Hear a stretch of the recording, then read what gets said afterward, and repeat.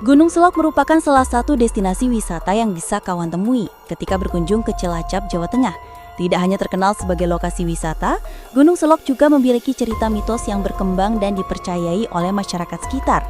Tidak heran, destinasi wisata ini tidak hanya dikunjungi oleh orang-orang yang ingin menghabiskan masa liburan saja.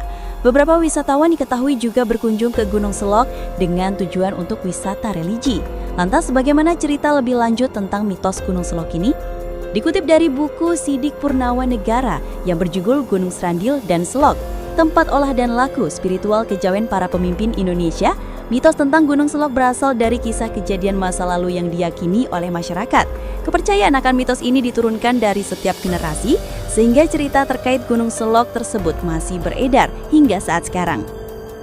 Asal nama dari Gunung Selok sendiri berasal dari istilah Junggring Seloko, yang berarti sebagai tempat di mana tempat makhluk gaib yang ada di Nusantara berkumpul.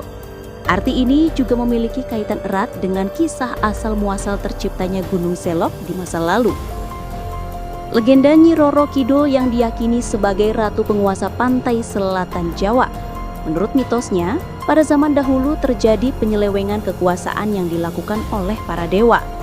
Berdasarkan aturannya, para dewa pada awalnya dilarang untuk mencampuri urusan yang terjadi di alam dunia manusia. Akan tetapi, Batara Guru yang menjadi pemimpin dari para dewa justru melanggar ketentuan tersebut. Dirinya turun ke dunia manusia dan ikut campur dalam setiap urusan yang ada di dalamnya. Akhirnya, akibat perbuatannya tersebut, Batara Guru beserta pengikutnya justru terusir dari kayangan tempat para dewa berada. Dirinya diasingkan ke Pulau Dawa yang pada saat itu belum dihuni oleh siapapun.